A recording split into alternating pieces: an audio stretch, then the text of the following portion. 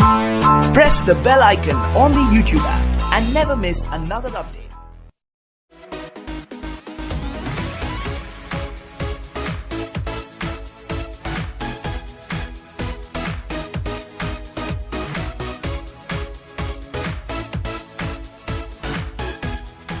Hello বন্ধুরা, প্রথমেই সকলকে স্বাগত জানাই আমার চ্যানেল কবিতা উইথ টুইনার্স কিচেনে। আজ আমরা আলু দিয়ে কি সুন্দরভাবে একটা বড়া বা পকোড়া যা খুশি বলতে পারেন বা টিক্কি যা খুশি বলতে পারেন বানাবো কীরকমভাবে চলুন দেখি। কাঁচা আলু প্রথমে আমি আলুটাকে কেটে নিয়েছি, ভালো করে জল দিয়ে ধুয়ে সেটাকে কিছুটা জল দিয়ে প্রেসার কুকারের মধ্যে সিটি লাগানোর জন্য সেদ্ধ হওয়ার জন্য বসিয়ে দেবো। দুটো আলু মোটা মোটা করে কেটে দুটো আলু আমি কেটে নিয়েছি, এটাকে সিটি লাগিয়ে দেবো। দেখুন আমার সেদ্ধ হয়ে গেছে। এরপর আমি খোসাটাকে ভালো করে ছাড়িয়ে নেব। খোসাটা ছাড়িয়ে নেওয়ার পরে আপনারা এটা ম্যাশারের সাহায্যে, হাতের সাহায্যে বা গ্লাসের সাহায্যে বা যে কোনো জিনিসের সাহায্যে এটাকে ভালো করে ম্যাশ করে নেবেন। ভীষণ ভালো লাগে খেতে, ভীষণ টেস্টি। যদি কেউ মনে করে যে বিকেলবেলা টিফিন হিসাবে এটাকে ব্যবহার করব, সস, গ্রিন চিলি সস বা টমেটো সসের সঙ্গে পরিবেশন করব, চায়ের সঙ্গে পরিবেশন করব বা ভাতের সঙ্গে ইচ্ছা করলেও আপনারা এটা খেতে পারেন। ভীষণ টেস্টি খেতে, ভীষণ ভালো লাগে। যারা এখনও পর্যন্ত বানাননি অবশ্যই একবার বানিয়ে দেখবেন কীরকম ধরনের লাগে। এই ধরনের আলুর বড়া অন্য কোনো রকমভাবে যদি বানিয়ে থাকেন আমাকে কমেন্ট বক্সে তার লিঙ্ক দিয়ে দেবেন, আমি অবশ্যই সেটা গিয়ে দেখে আসবো এবং সেরকম করে বানানোর চেষ্টা করব।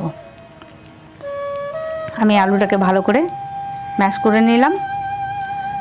আমি এটার জন্য নিয়েছি খুব অল্প পরিমাণে জিনিসে এটা খুব সুন্দর টেস্টি একটা খাবার। আমি 3টে শুকনো লঙ্কা নিয়েছি এবং মোটা মোটা 2টো পেঁয়াজ কুচো কুচো করে কেটে নিয়েছি। এগুলোকে আমি তেলে ভালো করে ভেজে নেব। প্রথমে লঙ্কাগুলো তেলে দিয়ে ভালো করে ভেজে তুলে নেব।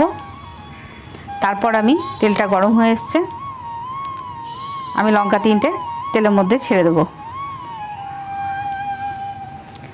খুব ভালোভাবে লঙ্কাটাকে ভাজা হতে হবে। খুব সুন্দর দেখবেন লঙ্কা ভাজা হলে লঙ্কা থেকে ভীষণ সুন্দর একটা সেন্ট বেরিয়ে আসে। তো সেরকমভাবে ভাজা করব লঙ্কাটাকে। এটার মধ্যে কিন্তু কাঁচা লঙ্কা দেওয়া যাবে না, কাঁচা লঙ্কা দিলে কিন্তু এটা টেস্ট একদমই ভালো আসবে না। এটাতে শুকনো লঙ্কারই ব্যবহার করা উচিত। আর লঙ্কাটাকে এরকমভাবে যদি কেউ মনে করেন কি চিলি ফ্লেক্স ব্যবহার করব, চিলি ফ্লেক্স ব্যবহার করলেও কিন্তু এটা সেন্টটা এত সুন্দর আসবে না যেটা লঙ্কাটাকে তেলে ভাজা করে দিলে সেন্টটা যেরকম আসে। এরপর আমি এই গরম তেলের মধ্যে পেঁয়াজটাকে ছেড়ে এটাকে ভালো করে ব্রাউন কালার আসা পর্যন্ত এটাকে ভালো করে বেরেস্তা করে নেব।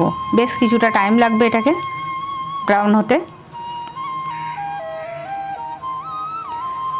আমার এই রেসিপি যদি আপনাদের ভালো লাগে অবশ্যই বন্ধুরা লাইক, কমেন্ট, শেয়ার করবেন। পাশে থাকা বেল আইকনটিকে টিপে দেবেন, চ্যানেলটিকে সাবস্ক্রাইব করবেন যাতে আমি নতুন কোনো রেসিপি ভিডিও যখন আমি আপলোড করব তখন যেন সেটা আপনাদের কাছে সঙ্গে সঙ্গে পৌঁছে যায়। সেই কারণে বেল আইকনটিকে অবশ্যই টিপে দেবেন সাবস্ক্রাইব করার পরে। অনেকটা পিঙ্কি পিঙ্কি ভাব চলে এসছে, এটাকে একদম ব্রাউন কালার হতে হবে। এটাকে বেরেস্তা বলে, বেরেস্তাটাকে সেরকমভাবে তৈরি করতে হবে। এই দেখুন হালকা হালকা ব্রাউন হয়ে এসছে, এই পুরোটা যেন ভালোভাবে ব্রাউন হয়ে যায় সেরকমভাবে আমাকে এটাকে ভাজতে হবে। খুব অল্প পরিমাণে জিনিস দিয়ে, খুব কম জিনিস দিয়ে কি সুন্দর একটা টেস্টি রেসিপি যে বানানো যায় এটা না বানিয়ে খেলে আপনারা বুঝতেই পারবেন না। দেখুন এটা ব্রাউন হয়ে এসছে এবং এই তেলে কিছুক্ষণ থাকার পরে এটা আরও ব্রাউন কালার হয়ে যাবে। দেখুন আমার হয়ে গেছে। এরপর আমি সামান্য একটু নুন দিয়ে ভালো করে লঙ্কাগুলোকে গুঁড়ো করে নেব।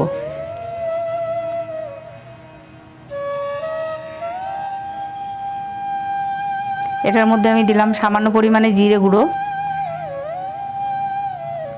2টো ডিম দিলাম, 2টো আলু দিয়েছি, 2টো পেঁয়াজ দিয়েছি আর ডিমও 2টোই দিয়েছি।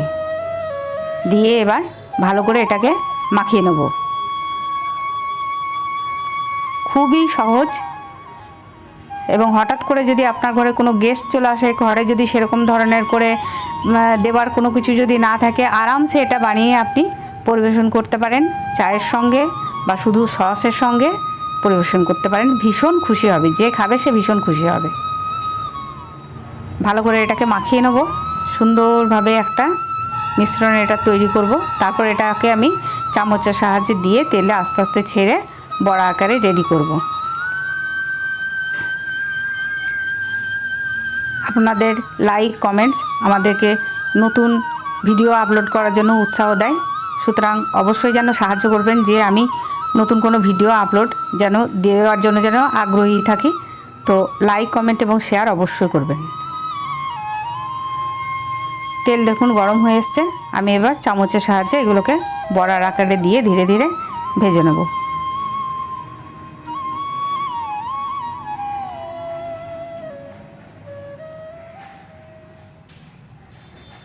এই রেসিপিটা আমার ছোটো কাকিমার কাছ থেকে শেখা। আমার ছোটো কাকিমা এটা খুব সুন্দর বানায় এবং আমার থেকে অনেক বেশি টেস্টি হয় তার বানানো এই আলুর বড়া।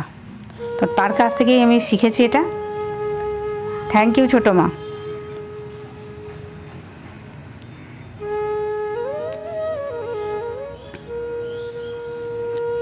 আপনারা যারা বানাননি তারা অবশ্যই এটাকে বানিয়ে খাবেন। আমি আশা করি আমাকে যতটা ভালো লেগেছে আপনাদেরও ঠিক ততখানি এটা খেতে ভালো লাগবে।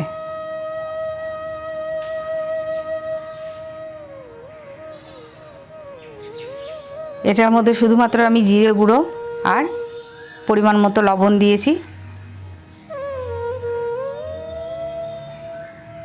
আর কোনো কিছু মশলা এর মধ্যে কিন্তু দেওয়া নেই।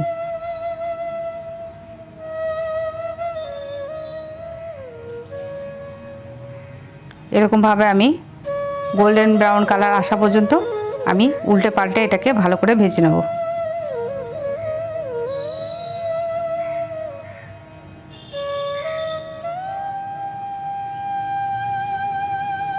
তো জানাতে ভুলবেন না যে এই রেসিপি আপনাদের কেমন লেগেছে। নেক্সট দিন আবার নতুন কোনো রেসিপি নিয়ে হাজির হব। ততক্ষণ পর্যন্ত সকলে খুব ভালো থাকবেন, হাসি খুশি থাকবেন, আনন্দে থাকবেন এবং নতুন নতুন রেসিপি বানান, খান, সকলকে খাওয়ান। আপনার রেসিপি যদি কারো পছন্দ হয় এবং যখন নাম করবে দেখবেন সেটা বানানোতে আলাদা একটা তৃপ্তি আছে।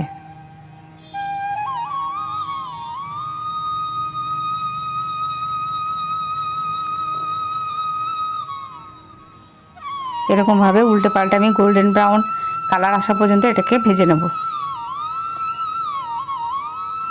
আমার হয়ে এসছে। এরপর আমি এগুলোকে আস্তে আস্তে করে তুলে প্লেটের মধ্যে রেখে দেবো একটা টিস্যু পেপার দিয়ে, তার মধ্যে যাতে বাড়তি যে তেলগুলো আছে টিস্যু পেপার সেটা অ্যাবজর্ব করে নেবে।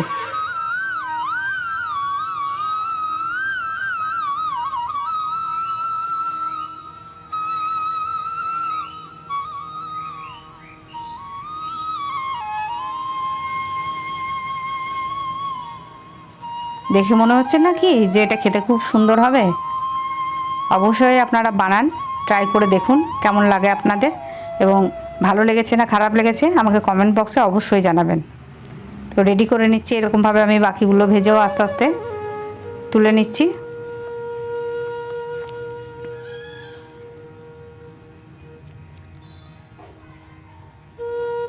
তো নেক্সট দিন আবার কোনো নতুন রেসিপি নিয়ে হাজির হব। ততক্ষণ পর্যন্ত আপনারা সকলে খুব ভালো থাকবেন।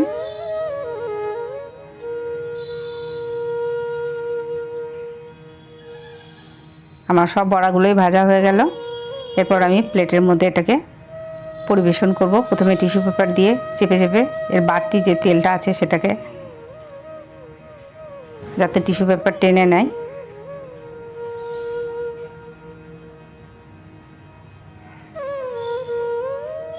হালকা হাতে দিয়ে